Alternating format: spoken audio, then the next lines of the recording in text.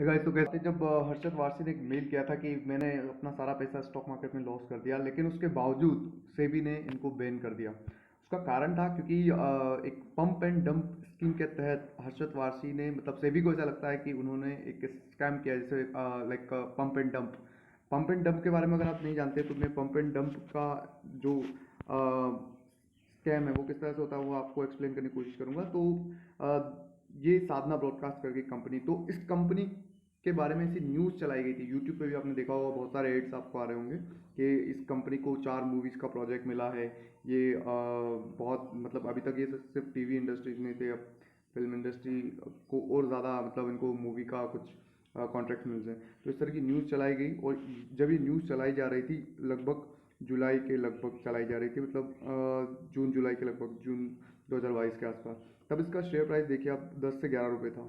ठीक है, जैसे ये न्यूज़ आती है, ये जो वीडियो है इनको प्रमोट किया जाता है, और इस जो शेयर की प्राइस है वहाँ से आपको 30 रुपये तक लेके जाते हैं, 30 रुपीज़ तक इस शेयर की प्राइस को लेके जाता है।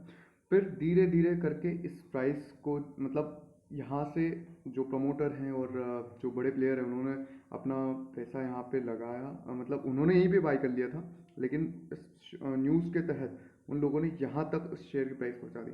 अब जैसे उनको लगा कि हाँ अब काफ़ी ज़्यादा प्राइस आ चुकी है, तो उन्होंने अपना शेयर बेचना शुरू किया। तो देखिए कितने तेज़ी से यहाँ पे उनका, मतलब जो शेयर प्राइस है वो डाउन होने लगा। लेकिन इन सब प्रोसेस में सबसे ज़्यादा नुकसान अगर किसी का होता है तो वो होता है रिटेल इन्वेस्टर।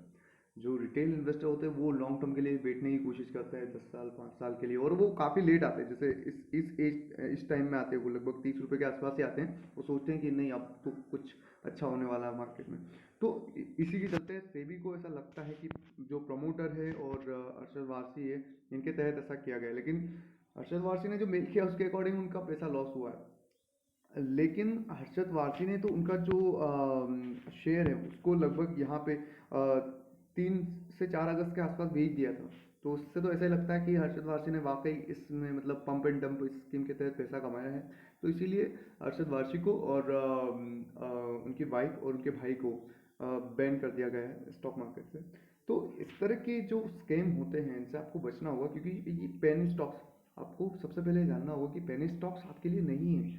आप उनके फंडामेंटल चेक नहीं कर पा रहे हैं। आप जो स्टॉक ऑलरेडी, मतलब 4 रुपये 3 रुपये पे चल रहा है, वो आपको क्या ही वैल्यू दे देगा।